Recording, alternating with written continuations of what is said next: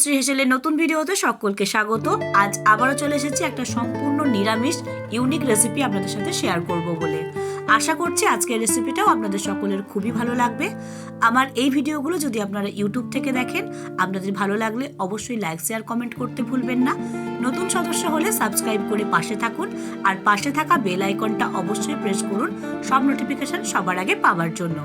যদি এই ভিডিওগুলোই আপনারা ফেসবুক পেজ থেকে দেখেন, তাহলে অবশ্যই পেজটিকে ফলো করে সঙ্গে থাকুন। কোনো নিরামিষ দিনে খুব সহজেই আপনারা এরকম টেস্টি একটা রেসিপি বানিয়ে নিতেই পারেন। রেসিপিটা বানানোর পর যখন আপনারা এটা পরিবেশন করবেন, তখন প্রত্যেকেই কিন্তু এটা খেয়ে আঙুল চাটতে থাকবে। তো দেরি না করে চলুন আজকে রেসিপিটা শুরু করি। রেসিপির শুরুতেই দুটো ফুলকপিকে পরিষ্কার জল দিয়ে ধুয়ে নিয়েছি। এবার একটা কড়াইয়ের মধ্যে বেশ খানিকটা জল দিয়ে, জলটা একটু গরম হয়ে গেলে তার মধ্যে দিয়ে দেবো 1 চামচ নুন। এবার খুব ভালো করে নুনের সাথে জলটাকে মিশিয়ে নেব। জলটা যখনই আগের থেকে আরো একটু গরম হয়ে যাবে, তার মধ্যে দিয়ে দেব আগে থেকে ধুয়ে রাখা ফুলকপিগুলো। ফুলকপিগুলো আমরা এখানে সিদ্ধ করে নেব। নুন জল দিয়ে ফুলকপিটা সিদ্ধ করে নেওয়ার কারণ একটাই, ফুলকপির মধ্যে বা যে কোনো সবজির মধ্যেই অনেক সময় ছোট ছোট পোকামাকড় থাকে, যেটা হয়তো আমরা চোখে দেখতে পাই না। এইভাবে যদি নুন জল দিয়ে সিদ্ধ করে নেওয়া হয়, তাহলে পোকামাকড়গুলো কিন্তু সহজেই মরে যায় বা নষ্ট হয়ে যায়। ঢাকা দিয়ে 5 মিনিট এটাকে সিদ্ধ হতে দেব। অন্যদিকে একটা খুব সহজ পেস্ট বানিয়ে নেব। বাটিতে নিয়ে নেব প্রথমে 1 চামচ পোস্ত আর 5টা কাজু। একটা পেস্ট আমি বানিয়ে নিলাম। অন্যদিকে আরো একটা পেস্ট বানিয়ে নেব। তার জন্য 1 ইঞ্চি আদা, একটা টমেটোকে রাফলি কেটে নিয়েছি। ঝালের জন্য দিয়ে দেব 2টো কাঁচা লঙ্কা। যেমন ঝাল আপনারা পছন্দ করেন সেই অনুযায়ী লঙ্কা ব্যবহার করবেন। এবার একটা পেস্ট আমি বানিয়ে নিলাম। তো 2টো পেস্ট আমার বানানো হয়ে গেছে। অন্যদিকে মিনিট 5 পর ঢাকনা খুলে দেখুন ফুলকপিটা সিদ্ধ হয়ে গেছে। তাই সেটাকে তুলে একটা পাত্রের মধ্যে রেখে দেব একটু ঠান্ডা হওয়ার জন্য। ফুলকপিগুলোকে আমি খুব ভালো করে জল ঝরিয়ে কিন্তু ঠান্ডা করতে দিলাম। একটু ঠান্ডা হলে মানে হাতে ধরা যায় এরকম অবস্থায় একটা গ্রেটারের সাহায্যে খুব ভালো করে ফুলকপিগুলোকে এইভাবে গ্রেট করে নেব। ফুলকপিগুলো চাইলে আপনারা ম্যাশ করে নিতেও পারেন, কিন্তু এইভাবে গ্রেট করে নিলে রেসিপিটা খুব সহজেই হয়ে যাবে, আর খাওয়ার সময় মুখে দিলে একদম মিলিয়ে যাবে। তো দেখুন সব ফুলকপিটাই আমি এইভাবে খুব ভালো করে একটু গ্রেট করে নিচ্ছি। ফুলকপিগুলোকে খুব ভালো করে গ্রেট করে নেওয়ার পর ফুলকপির মধ্যে থাকা এক্সট্রা জলটা 2 হাতের সাহায্যে চেপে খুব ভালো করে বার করে নিতে হবে, যাতে কোনো রকম জল না থাকে সেটা খেয়াল রাখতে হবে। এইভাবে জলটা বার করে নিলে রেসিপিটা যেমন খুব সহজেই হয়ে যাবে, তেমনি যখন আমরা এগুলোকে বল বানিয়ে ভাজবো, ভেতরে জল থাকার কারণে বলগুলো কিন্তু ভেঙে যাবে না। আর যখন ব্যান্ডিং এর জন্য আমরা কর্নফ্লাওয়ার বা বেসন ব্যবহার করব, সেটা কিন্তু পরিমাণে কম লাগবে। তো মোটামুটি সব জলটাই কিন্তু এইভাবে 2 হাতের সাহায্যে চেপে বার করে নেব। ফুলকপির একঘেয়ে রেসিপি খেতে ভালো লাগে না, আবার বাচ্চারাও দেখবেন সবজি খেতে একদমই ভালোবাসে না। তো এই ধরনের নিত্য নতুন রেসিপি যদি ট্রাই করা যায়, বাচ্চা বড় সকলেরই বেশ ভালো লাগবে। আপনাদের সাথে কথা বলতে বলতে দেখুন ফুলকপির মধ্যে থাকা এক্সট্রা জলটা খুব ভালোভাবে বার করা হয়ে গেছে। এবার এটাকে কিছু সবজি আর মশলা দিয়ে ম্যারিনেট করব। প্রথমেই কেটে নিচ্ছি কাঁচা লঙ্কা। 3টে কাঁচা লঙ্কাকে ছোট ছোট করে কেটে নিচ্ছি। আপনারা যেমন ঝাল পছন্দ করেন সেই অনুযায়ী লঙ্কা ব্যবহার করবেন। এবার একটু ধনেপাতাকে পরিষ্কার জল দিয়ে ধুয়ে সেটাকেও মিহি করে ছোট ছোট করে কেটে নিচ্ছি। ধনেপাতা যদি আপনারা পছন্দ না করেন সেক্ষেত্রে স্কিপ করে যেতে পারেন। তবে এই রেসিপিটা আমি নিরামিষভাবে বানাচ্ছি বলে শুধুমাত্র ধনেপাতা আর কাঁচা লঙ্কা কেটে নিচ্ছি। আপনারা চাইলে পেঁয়াজ রসুনও ব্যবহার করতে পারেন। কেটে নেওয়ার পর ফুলকপিটাকে বেশ কিছু সবজি আর মশলা দিয়ে খুব ভালো করে ম্যারিনেট করব। প্রথমেই দিয়ে দিয়েছি 1 চামচ নুন, 1/2 চামচ হলুদ গুঁড়ো, 1/2 চামচ জিরে গুঁড়ো, 1 চামচ পরিমাণ ধনে গুঁড়ো। এরপর অ্যাড করব 1/2 চামচ পরিমাণ গরম মশলা বাড়িতে তৈরি, আপনারা চাইলে বাজার থেকে কিনেও ব্যবহার করতে পারেন। ঝালের জন্য দিয়ে দেব কাঁচা লঙ্কা। এরপর দিয়ে দেব ধনেপাতা কুচি। আগেই বলেছি পছন্দ না করলে স্কিপ করে যাবেন, আর চাইলে পেঁয়াজ রসুনও ব্যবহার করতে পারেন। দিয়ে দেব 2 চামচ পরিমাণ কর্নফ্লাওয়ার। সবশেষে দিয়ে দেব 2 চামচ পরিমাণ বেসন। কর্নফ্লাওয়ার না থাকলে 4 চামচ বেসনও দিয়ে দিতে পারেন। এবার খুব ভালো করে সমস্ত সবজি মশলাকে হাতের সাহায্যে একটু চেপে চেপে মেখে নেব। আলাদা করে কোনো রকম জল ব্যবহার করার দরকার নেই। এইভাবেই কিন্তু খুব ভালো করে একটু চেপে চেপে সমস্ত মশলাগুলোকে মিশিয়ে নিতে হবে, যাতে যে সমস্ত মশলা বা ইনগ্রিডিয়েন্টস আমরা এখানে ব্যবহার করেছি সেই ফ্লেভারগুলো খুব ভালোভাবে একে অপরের সাথে মিশে যায় আর রান্নার টেস্টটাকে অনেকটা বাড়িয়ে দেয়।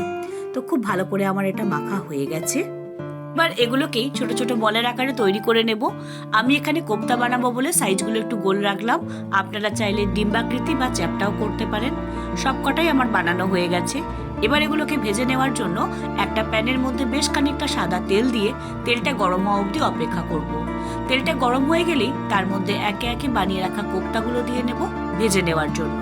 চাইলে আপনারা সাদা তেলের পরিবর্তে সর্ষের তেলও ব্যবহার করতে পারেন, তবে গ্যাসের ফ্লেমটা অবশ্যই লো টু মিডিয়াম রাখতে হবে। একদম লো টু মিডিয়াম ফ্লেমে মিনিট 5 একটু এদিক ওদিক করে এই বলগুলোকে ভেজে নিতে হবে, ঠিক ততক্ষণ যতক্ষণ না এরকম গোল্ডেন ব্রাউন কালার হয়ে আসে।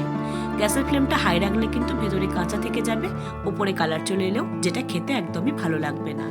এরকম সুন্দর যখন গোল্ডেন ব্রাউন কালার হয়ে যাবে সেগুলোকে তুলে একটা পাত্রের মধ্যে রেখে দেব।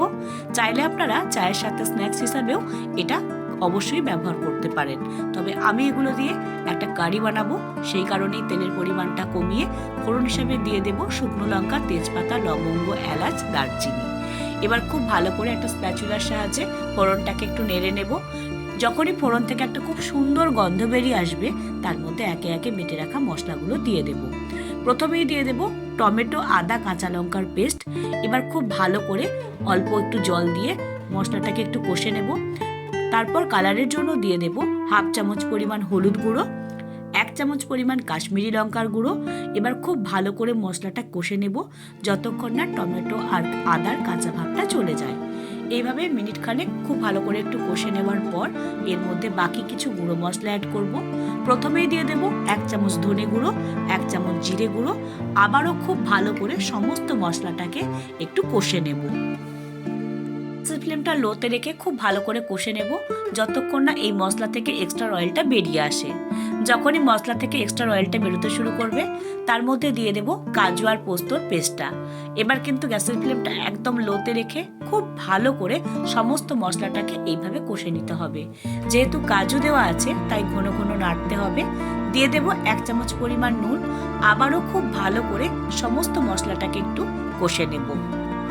ঝালের জন্য দিয়ে দেব কাঁচা লঙ্কা কুচি। আপনারা যেমন ঝাল পছন্দ করেন সেই অনুযায়ী লঙ্কা ব্যবহার করবেন।